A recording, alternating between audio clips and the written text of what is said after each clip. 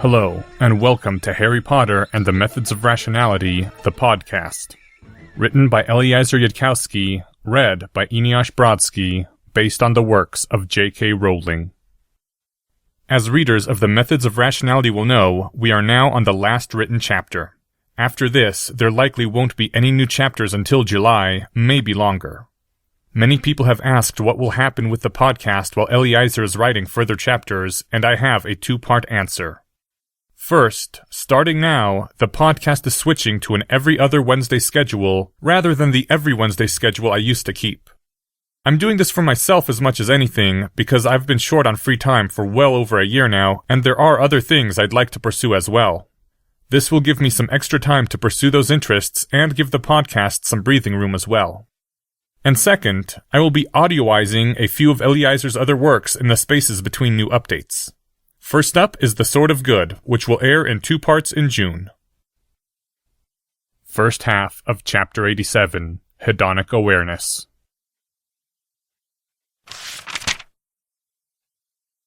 Thursday, April 16th, 1992. The school was almost deserted now, 9/10 of the students having gone home for the Easter holiday, just about everyone she knew missing. Susan had stayed behind, her grand-aunt being quite busy, as had Ron for reasons she didn't know. Maybe the Weasley family was poor enough that feeding all the children for an extra week would have been a noticeable strain? It all worked out well enough, since Ron and Susan were just about the only ones left who'd still talk to her. At least, that she wanted to talk back to. Lavender was still nice to her, and Tracy was... Tracy. But neither of them were quite relaxing to spend a free hour around. And in any case, neither of those two had stayed over the Easter halls. If she couldn't go home, and she wasn't allowed to go home, her parents had been lied to and told she'd had glowpox, then an almost empty Hogwarts was the next best thing. She could even visit the library without people staring at her, since there were no lessons and nobody was trying to do schoolwork. It would be a mistake to think that Hermione drooped around the corridors weeping all day long. Oh, she'd cried a lot the first 2 days, of course. But 2 days had been enough. There were parts of Harry's borrowed books about that. How even people who were paralyzed in car accidents weren't nearly as unhappy as they'd expected to be 6 months later, just like lottery winners weren't nearly as happy as they'd expected. People adjusted. Their happiness levels went back to their happiness set point. Life went on. A shadow fell over where Hermione was reading her current book, and she whirled around, the wand hidden on her lap coming up to point directly at the surprised face of... "Sorry," Harry Potter said, hastily holding up his palms to show his left hand empty, and his right hand holding a small red velvet pouch. "Sorry, didn't mean to startle you." There was an awful silence, her heartbeat increasing and her palms starting to sweat, as Harry Potter just looked at her. She'd almost talked to him on the first morning of the rest of her life, but when she'd come down to breakfast, Harry Potter had looked so awful, so she hadn't sat down beside him at the breakfast table, just quietly eaten in her own little bubble of nobody sitting next to her. And it had been horrible, but Harry hadn't come to her. And she just hadn't talked to him since then. It wasn't hard to avoid everyone if you stayed out of the Ravenclaw common room and ran out of classes before anyone could talk to you. And ever since, she'd been wondering what Harry thought of her now. If he hated her for having lost all his money, or if he really was in love with her and that's why he'd done it. Or if he'd given up on her keeping pace with him because she couldn't frighten Dementors. She couldn't face him now. She just couldn't. She'd spent sleepless nights worrying what Harry thought of her now. And she was afraid. And she'd been avoiding the boy who'd spent all his money to save her. And she was a horrible, ungrateful wretch. And a terrible person. And... Then her eyes glanced down to see that Harry was reaching into the red velvet pouch and taking out a heart-shaped, red foil-wrapped sweet. And her brain melted down like chocolate left out in the sun. I was going to give you more space, only I was reading up on Critch's theories about hedonics and how to train your inner pigeon, and how small immediate positive and negative feedbacks secretly control most of what we actually do. And it occurred to me that you might be avoiding me because seeing me made you think of things that felt like negative associations. And I really didn't want to let that run any longer without doing something about it, so I got a hold of a bag of chocolates from the Weasley twins, and I'm going to give you one every time you see me as a positive reinforcement, if that's all right with you. Breathe, Harry, Hermione said without thinking about it. It was the first word she'd spoken to him since the day of the trial. The two of them stared at each other. The books stared at them from the surrounding shelves. They stared some more at each other. You're supposed to eat the chocolate, Harry said, holding out the heart-shaped sweet like a valentine. Unless just being given a chocolate feels good enough to count as a positive reinforcement, in which case you probably need to put it in your pocket or something. She knew that if she tried speaking again, she'd fail, so she didn't try. Harry's head slumped a bit. Do you hate me now? No, you shouldn't think that, Harry. Just everything. She realized that her wand was still pointing at Harry, and she lowered it. She was trying very hard not to burst into tears. Everything, she repeated, and couldn't find anything better to say than that, although she was certain that Harry wanted to tell her to be specific. I think I understand. What are you reading? Before she could stop him then, Harry bent over the library desk to see the book she was reading, leaning his head forward before she could think to grab the book away. Harry stared at the open page. The World's Wealthiest Wizards and How They Got That Way, Harry read off the book's title from the top. Number 65, Sir Gareth, owner of a transportation company that won the 19th century shipping wars. Monopoly on OT3s. I see. I suppose you're going to tell me I don't need to worry about anything, and you'll take care of it all? It came out sounding harsher than she would have wanted, and she felt another stab of guilt for being such a terrible person. Nah, I can put myself in your shoes well enough to know that if you paid a bunch of money to save me, I'd be trying to pay it back. I'd know it was silly on some level, and I'd still be trying to pay it back all by myself. There's no way I wouldn't understand that, Hermione. Hermione's face screwed up, and she felt moisture in the corners of her eyes. Fair warning, though, I might solve the debt to Lucius Malfoy myself if I see a way before you do. It's more important to get that sorted immediately than which one of us gets it sorted. Anything interesting so far? 3/4 of her was running in circles and smashing into trees as she tried to figure out the implications of everything Harry had just said. Did he still respect her as a heroine? Or did that mean he thought she couldn't do it on her own? And meanwhile, a much more sensible part of Hermione flipped back the book to page 37, which had the most promising entries she'd seen so far. Though in her imagination, she always did it on her own and took Harry completely by surprise. I thought this seemed quite interesting. Number 14, Crozier, true name unknown. Wow, that is the gaudiest checkered top hat I've ever seen. Wealth, at least 600,000 galleons, so around 30 million pounds. Not enough to make a muggle famous, but good enough for the smaller wizarding population, I guess.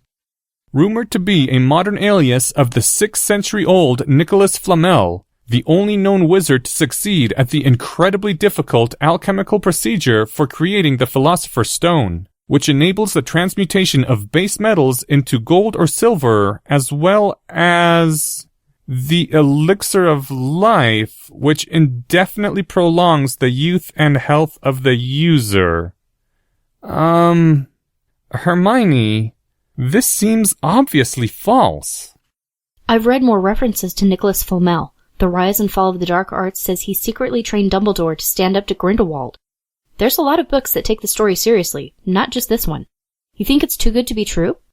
No, of course not. Harry pulled out the chair next to her own at the small table and sat down beside her in his accustomed place on her right, just like he'd never left. She had to choke back a catch in her throat. The idea of too good to be true isn't causal reasoning.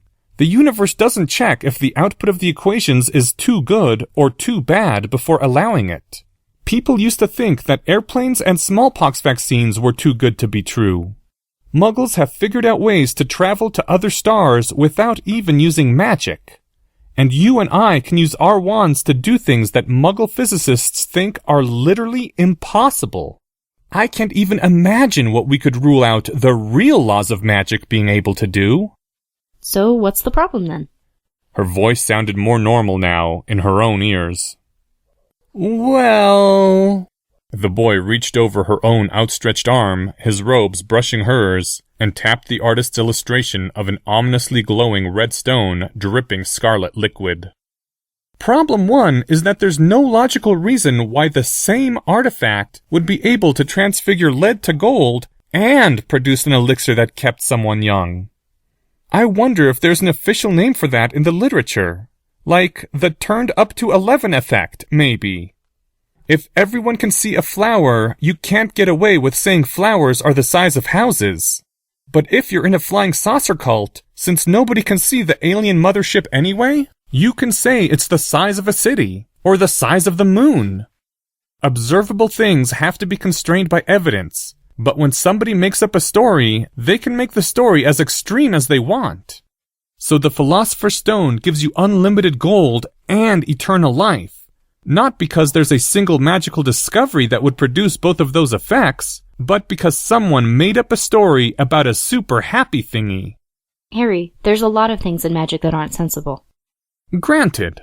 But Hermione, problem 2 is that not even wizards are crazy enough to casually overlook the implications of this. Everyone would be trying to rediscover the formula for the Philosopher's Stone.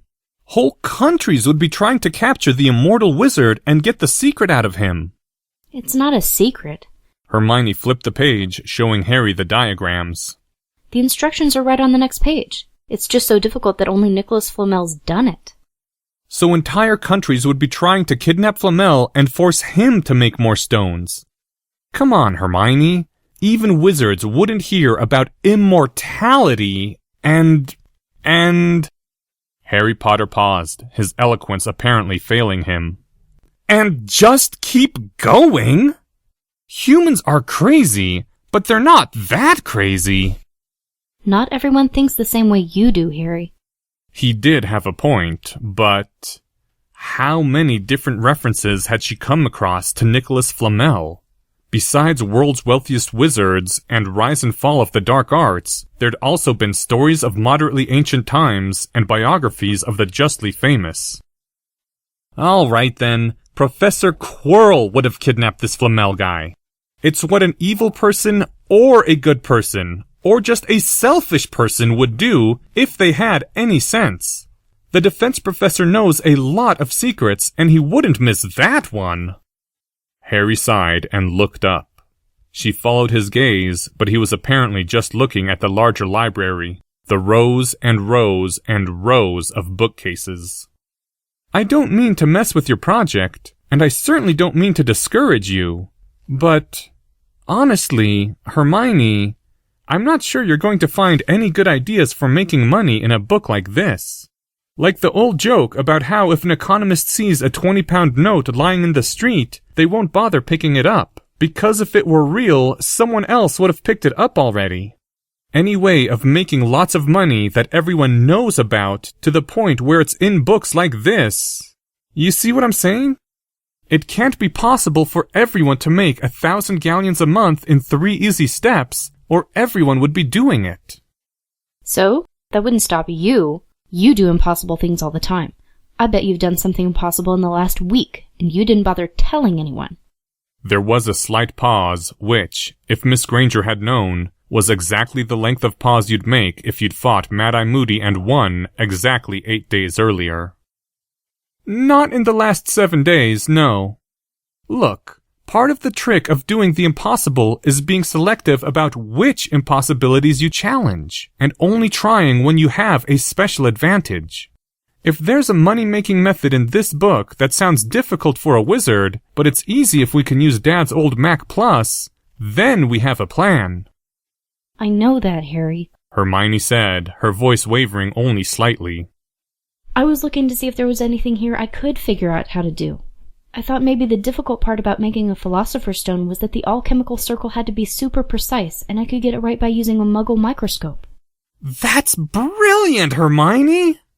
The boy rapidly drew his wand, said quietus, and then continued after the small noises of the rowdier books had died down. Even if the Philosopher's Stone is just a myth, the same trick might work for other difficult alchemies.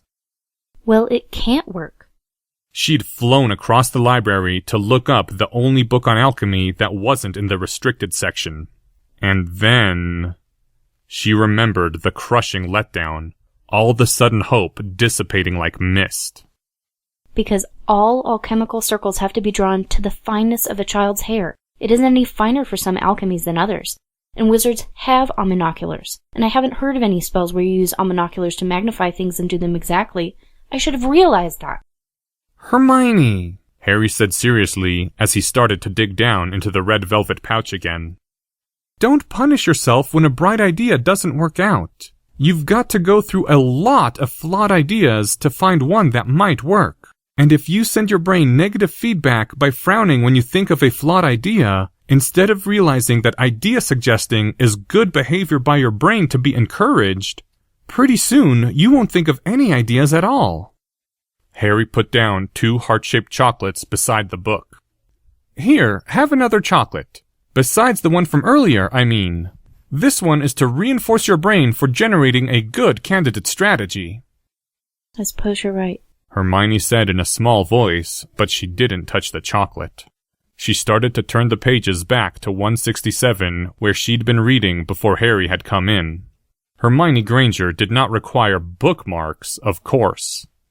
Harry was leaning over slightly, his head almost touching her shoulder, watching the pages as she turned them, as though he might be able to glean valuable information from glimpsing the page for only a quarter second. Breakfast hadn't been long ago, and she could clearly identify, from the faint scent of his breath, that Harry'd eaten banana pudding for dessert. Harry spoke again. So with all that said, and please take this as a positive reinforcement, did you really try to invent a way to mass-produce immortality so that I could pay off my debt to Lucius Malfoy? Yes, she said in an even smaller voice. Even when she tried to think like Harry, it seemed she hadn't yet got the knack of it. So what have you been doing this whole time, Harry? Harry made a disgusted face. Trying to collect evidence on the whole Who Framed Hermione Granger mystery. Hermione looked up at Harry. Shouldn't I be trying to solve my own mystery, though? It hadn't been her first thought, her first priority, but now that Harry mentioned it... That wouldn't work in this case. There's too many people who'll talk to me and not you. And I'm also sorry to say that some of them made me promise not to talk to anyone else. Sorry, I don't think you can help much on this one. Okay, I guess. Fine. You do everything. You gather all the clues and talk to all the suspects while I just sit here in the library. Let me know after it turns out that it was Professor Quirrell who did it. Hermione, why is it so important who does what? Shouldn't it be more important to get everything solved than who solves it? I guess you're right. She lifted her hands to press up at her eyes. I guess it doesn't matter anymore. Everyone's gonna think, I know it's not your fault, Harry. You were being good. You were just a perfect gentleman. But no matter what I do now, they're all gonna think that I'm just someone for you to rescue. She paused and said, with her voice quivering, And maybe they're right, Harry. Whoa, hold on there a second. I can't scare Dementors. I can get outstandings in Charms class, but I can't scare Dementors.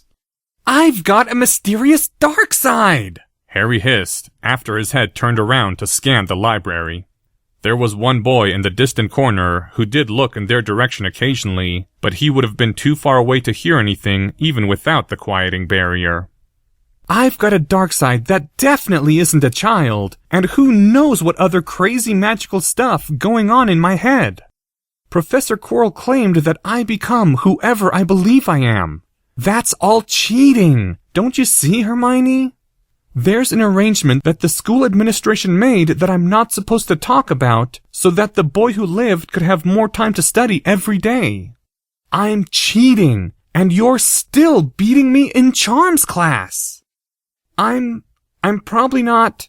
The boy who lived probably isn't even something that you could properly call a child. And you're still competing with that. Don't you realize? If it wasn't for people paying attention to me, you'd look like the most powerful witch to come along in a century? When you can fight 3 older bullies by yourself and win? I don't know, she said, pressing her hands again over her eyes. All I know is, even if that's all true, nobody's ever going to see me for myself anymore, ever. All right, Harry said after a while. I see what you mean. Instead of the famous Potter and Granger research team, there'll be Harry Potter and his lab assistant. Here's an idea. How about if I don't focus on making money for a while? I mean, the debt doesn't come due until I graduate Hogwarts, so you can do it yourself and show the world you've still got it. And if you coincidentally crack the secret of immortality along the way, we'll just call it a bonus.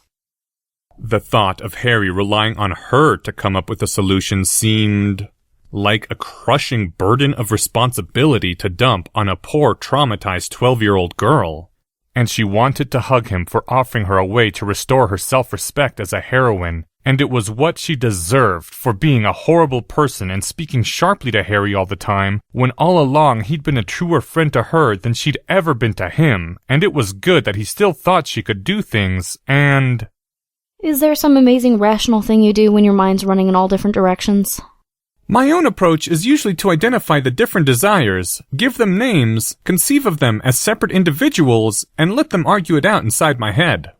So far, the main persistent ones are my Hufflepuff, Ravenclaw, Gryffindor, and Slytherin sides, my inner critic, and my simulated copies of you, Neville, Draco, Professor McGonagall, Professor Flitwick, Professor Quirrell, Dad, Mum, Richard Feynman, and Douglas Hofstadter. Hermione considered trying this, before her common sense warned her that it might be a dangerous sort of thing to pretend. There's a copy of me inside your head? Of course there is! The boy suddenly looked a bit more vulnerable. You mean there isn't a copy of me living in your head? There was, she realized. And not only that, it talked in Harry's exact voice. It's rather unnerving now that I think about it. I do have a copy of you living in my head. It's talking to me right now using your voice, arguing how this is perfectly normal. Good. I mean, I don't see how people could be friends without that. She continued reading her book then, Harry seeming content to watch the pages over her shoulder. She'd gotten all the way to number 70, Catherine Scott, who'd apparently invented a way to turn small animals into lemon tarts, when she finally worked up the courage to speak again. Harry? She was leaning a bit away from him now, though she didn't realize it.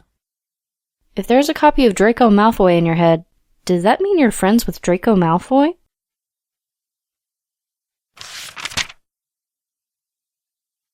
End first half of Chapter 87. Thank you to the following people. Hermione Granger, Anonymous. This chapter's original text, production notes, and attribution links, along with archives and much more, can be found at hpmorpodcast.com.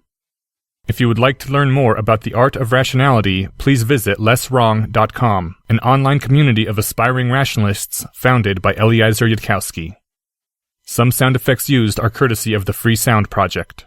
The music used is Catch That Goblin by Skaven. Thank you for listening, and come back in 2 weeks for the second half of Chapter 87, Hedonic Awareness.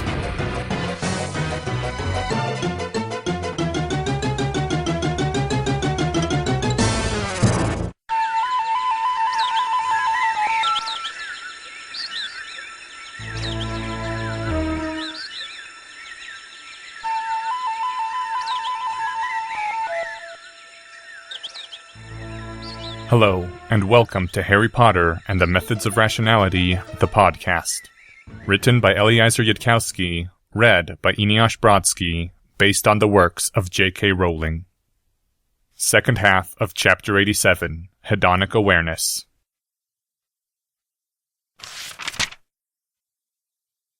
Harry? She was leaning a bit away from him now, though she didn't realize it. If there's a copy of Draco Malfoy in your head, does that mean you're friends with Draco Malfoy? Well... yeah, I've been meaning to talk with you about this anyway. I kind of wish I'd talked to you sooner. Anyway, how can I put this? I was corrupting him? What do you mean, corrupting? Tempting him to the light side of the Force. Her mouth just stayed open. You know, like the Emperor and Darth Vader, only in reverse. Draco Malfoy. Harry, do you have any idea? Yes. The sort of things that Malfoy has been saying about me? What he said he'd do to me as soon as he got the chance? I don't know what he told to you, but Daphne Greengrass told me what Malfoy says when he's in Slytherin. It's unspeakable, Harry. It's unspeakable in the completely literal sense that I can't say it out loud. When was this? At the start of the year? Did Daphne say when this was? No, because it doesn't matter when, Harry. Anyone who said things like Malfoy said, they can't be a good person.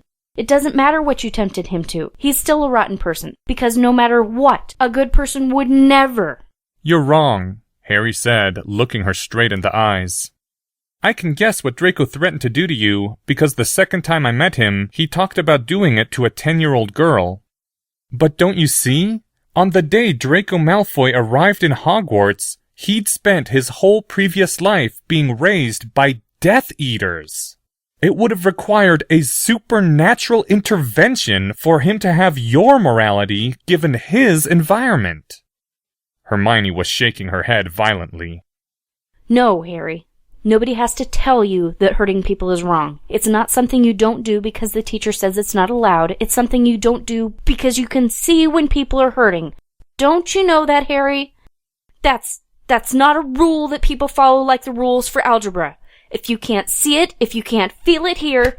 Her hand slapped down over the center of her chest. Not quite where her heart was located, but that didn't matter because it was all really in the brain anyway. Then you just don't have it. The thought came to her, then, that Harry might not have it. There's history books you haven't read. There's books you haven't read yet, Hermione, and they might give you a sense of perspective. A few centuries earlier, I think it was definitely still around in the 17th century, it was a popular village entertainment to take a wicker basket or a bundle with a dozen live cats in it and... Stop. Roast it over a bonfire. Just a regular celebration. Good, clean fun. And I'll give them this, it was cleaner fun than burning women they thought were witches. Because the way people are built, Hermione, the way people are built to feel inside... Harry put a hand over his own heart in the anatomically correct position, then paused and moved his hand up to point toward his head at around the ear level. Is that they hurt when they see their friends hurting. Someone inside their circle of concern, a member of their own tribe. That feeling has an off switch labeled enemy or foreigner, or sometimes just stranger. That's how people are if they don't learn otherwise. So, no, it does not indicate that Draco Malfoy was inhuman or even unusually evil if he grew up believing that it was fun to hurt his enemies. If you believe that, if you can believe that, then you're evil. People are always responsible for what they do. It doesn't matter what anyone tells you to do, you're the one who does it. Everyone knows that. No, they don't! You grew up in a post-World War II society where "I was only following orders" is something everyone knows the bad guys said. In the 15th century, they would have called it honorable fealty. Do you think you're just genetically better than everyone who lived back then? Like if you'd been transported back to 15th century London as a baby, you'd realize all on your own that burning cats was wrong? Witch burning was wrong? Slavery was wrong? That every sentient being ought to be in your circle of concern? Do you think you'd finish realizing all that by the first day you got to Hogwarts? Nobody ever told Draco he was personally responsible for becoming more ethical than the society he grew up in. And despite that, it only took him 4 months to get to the point where he'd grab a Muggleborn falling off a building. Harry's eyes were as fierce as she'd ever seen them. I'm not finished corrupting Draco Malfoy, but I think he's done pretty well so far. The problem with having such a good memory was that she did remember. She remembered Draco Malfoy grabbing her wrist, so hard she'd had a bruise afterward while she was falling off the roof of Hogwarts. She remembered Draco Malfoy helping her up after that mysterious tripping jinx had sent her stumbling into the Slytherin Quidditch captain's plate of food.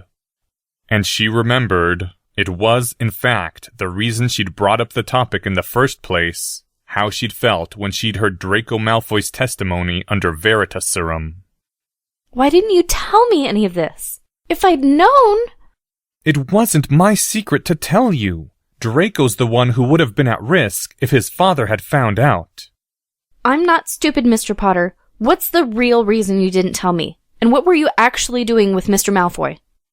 Ah, well... Harry broke eye contact with her and looked down at the library table. Draco Malfoy told the Aurors under Veritaserum that he wanted to know if he could beat me, so he challenged me to a duel to test it empirically. Those were his exact words, according to the transcript. Right. Still not meeting her eyes. Hermione Granger. Of course she'll remember the exact wording. It doesn't matter if she's chained to her chair, on trial for murder in front of the entire Wizengamot. What were you really doing with Draco Malfoy? Harry winced. Probably not quite what you're thinking, but... The horror scaled and scaled within her and finally broke loose. You were doing science with him? Well... You were doing science with him? You were supposed to be doing science with me! It wasn't like that! It's not like I was doing real science with him! I was just, teaching him some harmless bits of Muggle science, like elementary physics with algebra and so on. It's not like I was doing original magical research with him, the way I was with you. And I suppose you didn't tell him about me either? Of course not. I've been doing science with him since October, and he wasn't exactly ready to hear about you then. The inexpressible sense of betrayal inside her was welling and welling, taking over everything. Her rising voice, her glaring eyes, her nose that she was certain was starting to run, the burning in her throat. She shoved herself up from the table and took a step back, the better to look down on her betrayer, and her voice was very nearly screeching as she yelled. That is not okay! You can't do science with two people at once! You can't do science with two different people and not tell them about each other. I did think of that, and I was very careful not to get your research mixed together with anything I did with him. You were being careful. She would have hissed it if it had contained any S's. Harry raised a hand and rubbed at his messy hair, and somehow that made her want to scream at him even more. Miss Granger, I think this conversation has become metaphorical on a level that's, What? She screeched at him at the top of her lungs inside their quieting barrier. Then she realized, and got so red that if she'd had an adult level of magical power, her hair would have spontaneously caught on fire. The lone other patron in the library, the Ravenclaw boy sitting in the far opposite corner, was staring wide-eyed at both of them, while making a rather sad attempt to conceal it by holding up a book just below his face. Right. So, keeping firmly in mind that it was just a bad metaphor, and that real scientists collaborate with each other all the time, I don't think that I was cheating. Scientists often keep quiet about projects they're working on. You and I are doing research that we're keeping secret, and there were reasons not to tell Draco Malfoy in particular. He wouldn't have stayed around me at all in the beginning if he'd known I was your friend and not your rival. And Draco would have been the one at risk if I'd told anyone else about him. Is that really all? Really, Harry? You didn't want both of us to feel special, like we were the only ones you wanted to be with, and the only ones who got to be with you. That was not why I... Harry paused. Harry looked at her. All the blood was rushing back into her face. There probably should have been steam coming out of her ears, which in turn should have been melting off her head with the liquid flesh running down into her neck, as she realized what she'd just blurted out.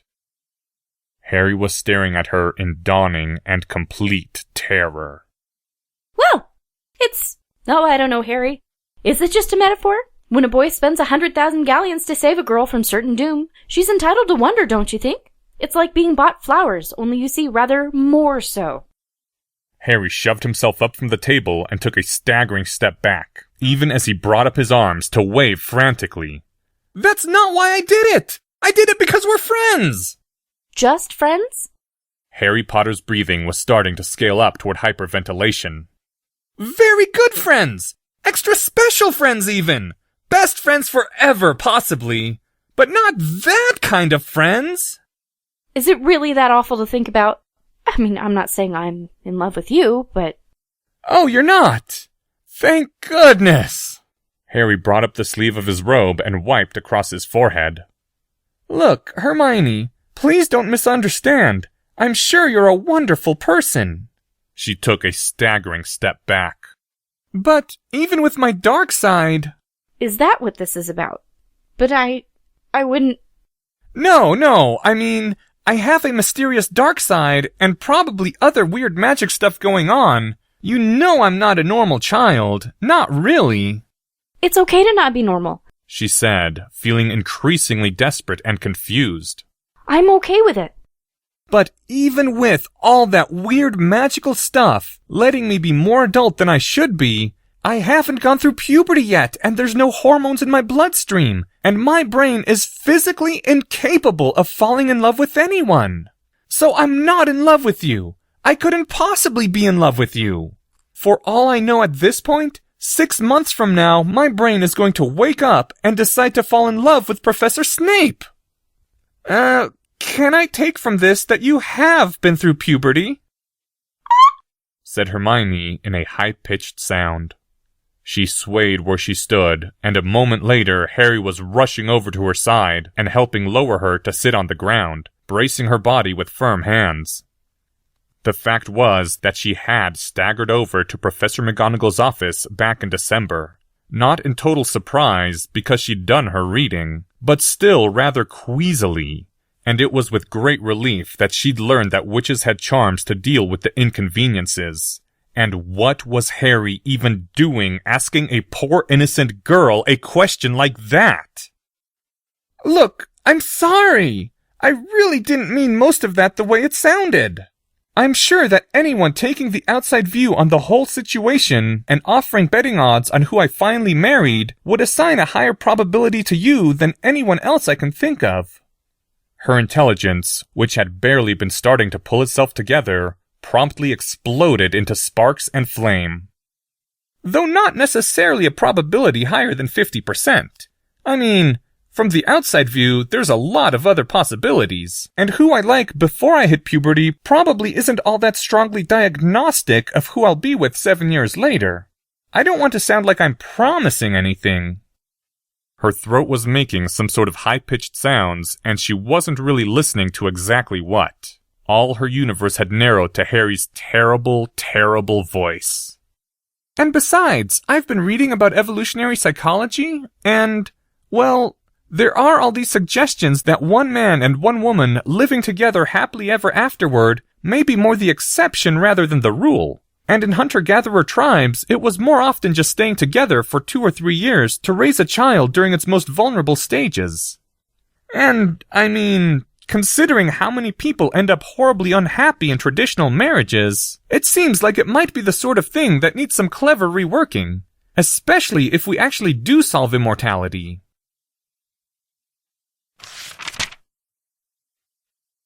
Tano Wolfe, a fifth-year Ravenclaw, slowly stood up from his library desk, from which vantage point he'd just watched Granger flee the library, sobbing. He hadn't been able to hear the argument, but it had clearly been one of those. Slowly and with his knees trembling, Tano approached the boy who lived, who was staring in the direction of the library doors, still vibrating from the force of how they'd been slammed. Tano didn't particularly want to do this, but Harry Potter had been sorted into Ravenclaw. The boy who lived was, technically, his fellow Ravenclaw, and that meant there was a code. The boy who lived didn't say anything as Tano approached him, but his gaze wasn't friendly. Tano swallowed, laid a hand on Harry Potter's shoulder, and recited, his voice cracking only slightly, "Witches? Go figure, huh?" "Remove your hand before I cast it into the outer darkness!" The library door slammed open again in the wake of another departure.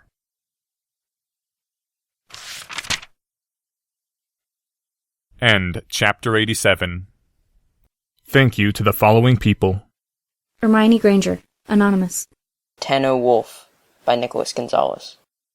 This chapter's original text, production notes, and attribution links, along with archives and much more, can be found at hpmorpodcast.com.